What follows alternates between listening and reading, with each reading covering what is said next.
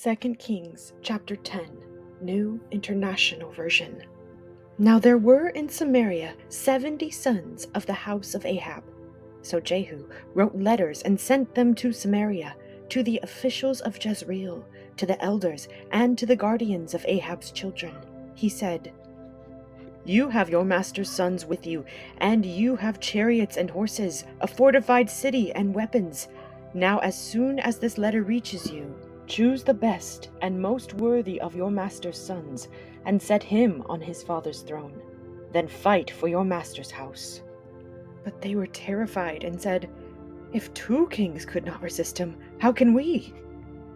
So the palace administrator, the city governor, the elders, and the guardians sent this message to Jehu: "We are your servants, and we will do anything you say.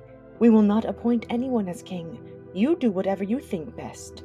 Then Jehu wrote them a second letter, saying, "If you are on my side and will obey me, take the heads of your master's sons and come to me in Jezreel by this time tomorrow." Now the royal princes, 70 of them, were with the leading men of the city, who were rearing them.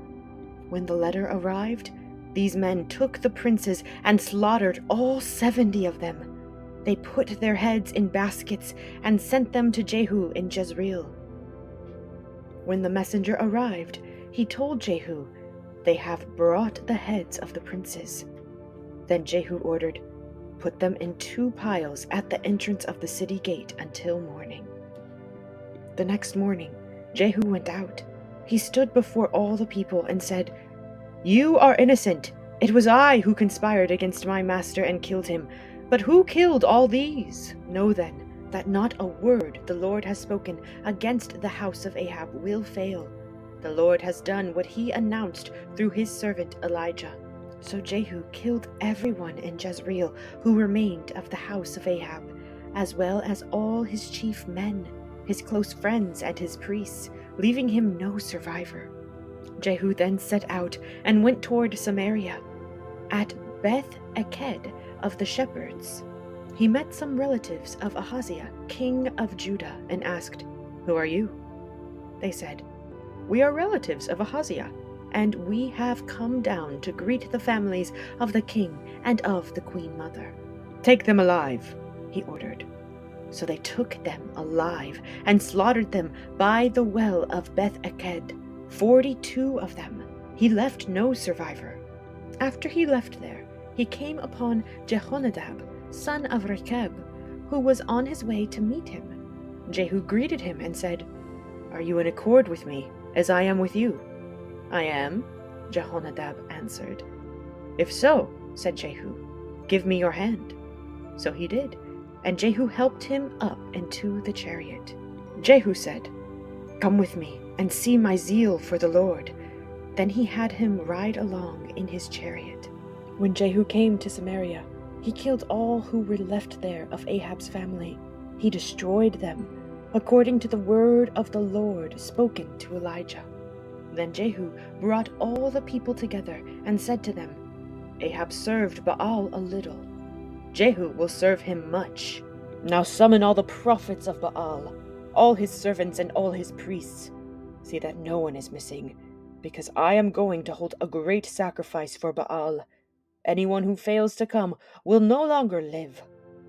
But Jehu was acting deceptively in order to destroy the servants of Baal. Jehu said, "Call an assembly in honor of Baal." So they proclaimed it. Then he sent word throughout Israel, and all the servants of Baal came. Not one stayed away. They crowded into the temple of Baal until it was full from one end to the other. And Jehu said to the keeper of the wardrobe, "Bring robes for all the servants of Baal." So he brought out robes for them.